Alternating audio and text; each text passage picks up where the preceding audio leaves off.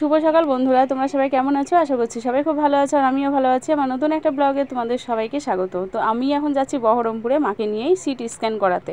অনেক দিন থেকে তো মা অসুস্থ, তো ডাক্তার এই সিটি স্ক্যান করতে দিয়েছে, তো সেই জন্য যাচ্ছি। আর হচ্ছে যে আমার বরকে বলেছিলাম যে আমার সঙ্গে যেতে, কারণ আমি একা একা কোনো দিনই বহরমপুরে যাইনি আর আমার পক্ষে একা একা যাওয়া সম্ভবও না, তো সেই জন্য আমার বর আজকে কাজে যায়নি। আমরা বহরমপুরের কাছাকাছি চলে এসেছি, অনেকটাই চলে এসেছি, আর মনে হয় 15-20 মিনিট মতো সময় লাগবে লালদিঘিতে পৌঁছাতে। 20 মিনিট লাগবে মনে হয় লালদিঘি সেন্টারে পৌঁছাতে। আর দেখো মায়ের শরীরের অবস্থা খুব খারাপ, খাওয়া দাওয়া একদম বন্ধ করে দিয়েছে। তো মায়ের ওই স্ক্যানটা করাতে নিয়ে যাচ্ছে, আর স্ক্যানটা করানোটা খুব জরুরি, সেই জন্য তাড়াতাড়ি করে যাচ্ছে। তো বন্ধুরা, আমরা চলে এসেছি বহরমপুর থেকে অনেকক্ষণ আগেই।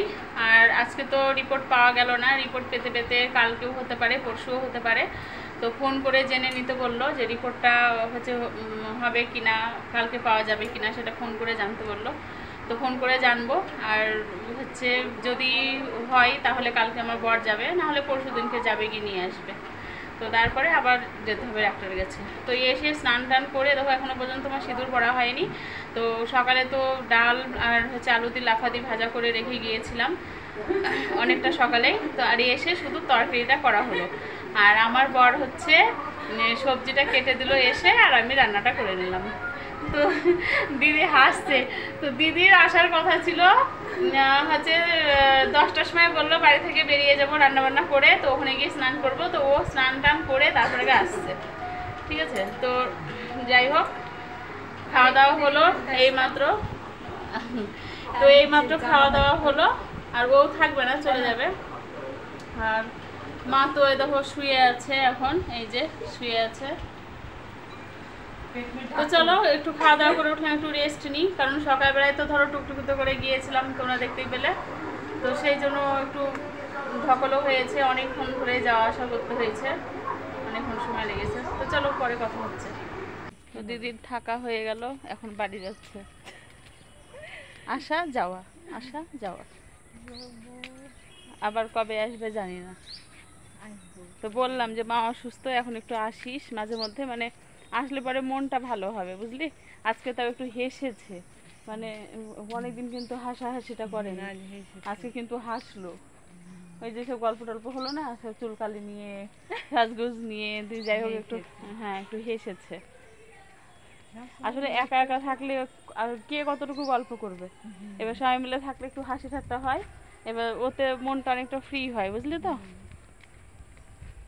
তো দিদিকে রেখে তো বাড়িতে চলে আসলাম, আর বাড়িতে এসে এত গরম, আর প্রচণ্ড পরিমাণে গরম পড়ছে, এরকম গরম মনে হয় কোনো বছর পড়েনি। তো কালকে আমি ডাক্তারের কাছ থেকে যখন আসছিলাম, একটা টুকটুকিওয়ালা বলছে এই গরম মনে হয় 100 বছর পরে পড়লো, এরকম গরম কোনো বছর পড়েনি, এত গরম। তো সত্যি বলছি, এরকমভাবে যদি কন্টিনিউ এরকম গরম পড়তে থাকে তাহলে মনে হয় মানুষ অসুস্থ হয়ে পড়বে। আমাদের মতো মানুষরাই তো সহ্য করতে পারছি না, তাহলে বয়স্ক মানুষদের কি অবস্থা হবে ভাবতে পারছো, কি কষ্ট নাই হবে। তো দেখো এই কাপড়টা বাইরে একটু মেলে দিয়ে আসলাম, হালকা ভেজা ছিল, তো সেই জন্য ভাবলাম যে একটু বাইরে মেলে দিয়ে আসি, হাওয়াতে শুকিয়ে যাবে। হাওয়া যেমন তেমন, যা গরম পড়ছে গরমেই শুকিয়ে যাবে। তো যাই হোক, জামা কাপড়গুলো এখন সব গুছিয়ে নিলাম, আর মা তো ধরো নিচে শুয়ে আছে। তো মাকে যে ওপরে একটু নিয়ে আসবো, তো ওপরে তো সিঁড়ি বয়ে আসতে পারবে না, না হলে একটু ধরো প্রকৃতির বাতাসও একটু গায়ে লাগানো দরকার। তো সারাটা দিন সেই ঘরের মধ্যে ফ্যানের তলায় তো ফ্যানের তলাতেই থাকতে হয়, কি আর করবে অসুস্থ মানুষ।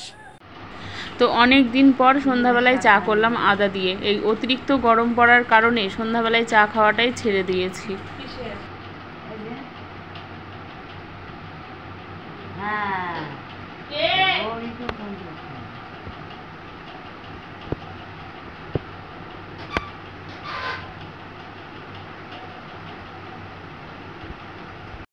তো বন্ধুরা, সন্ধ্যাবেলায় তো চা খাওয়া কমপ্লিট হলো, আর সন্ধ্যা বলে কিছুই নেই, আর অনেকটা দেরি হয়ে গিয়েছে, প্রায় 7:30 পৌনে 1টা বেজে গিয়েছিল চা খেতে খেতে। তো তারপরে তো ধরো আমার বড়মশাইয়ের বাড়িতে ঢুকে গেল, তোমরা দেখতেই পেলে। তাও পুরো ওর তো মুখটা দেখতে পেলে না, কারণ আমার মেয়ে সেই টাইমে ক্যামেরাটা অফ করে দিয়েছে, কারণ আমার বর ধরো ক্যামেরার সামনে আসতে চায় না। তো যাই হোক, এখন রুটি ভাজতে হবে, রুটি ভাজবো। আর এত গরম লাগছে, তো সেই গরমের জন্য টিভিটাও চালাইনি, ঠিক আছে। গরমের জন্য টিভিটাও অফ হয়ে পড়ে আছে, ভালো লাগছে না, কিচ্ছু ভালো লাগছে না গরমে। তো যাই হোক, মাকে নিয়ে যখন হচ্ছে ইয়েতে গিয়েছিলাম বহরমপুরে, যে লালদিঘি সেন্টারে গিয়েছিলাম, তো সেন্টারে যখন ভেতরে ঢুকলাম না, তো কি আরাম বাবা, এসি চলছে দারুণ। আর ওখান থেকে যখন বেড়ালাম তখন একদম মনে হচ্ছে যে না আগুনের মধ্যে পড়লাম, মানে এত গরম বাইরে। তো যাই হোক, তো আমার মেয়ে বলছে যে একটা এসি কিনে নাও। তাই আমি বলছি বাবা, জেগে জেগে স্বপ্ন দেখা, জানি না কবে পূরণ হবে। ইচ্ছা তো সবারই থাকে, তাই না? কিন্তু এইটার দরকার, এটা, তাই না? টাকা, তো টাকাটা না থাকলে কি করে পারবো। তো যাই হোক বন্ধুরা, ভিডিওটা আজকের মতো আমি এখানেই শেষ করছি। ভিডিওটা ভালো লাগলে তোমরা লাইক কমেন্ট শেয়ার করে দিও, আর আমার চ্যানেলকে সাবস্ক্রাইব করে দিও, আমার পাশে থেকো। আবার তোমাদের সঙ্গে দেখা হবে নেক্সট একটা ভিডিওতে। সবাই সুস্থ থেকো, ভালো থেকো, গুড নাইট, টাটা।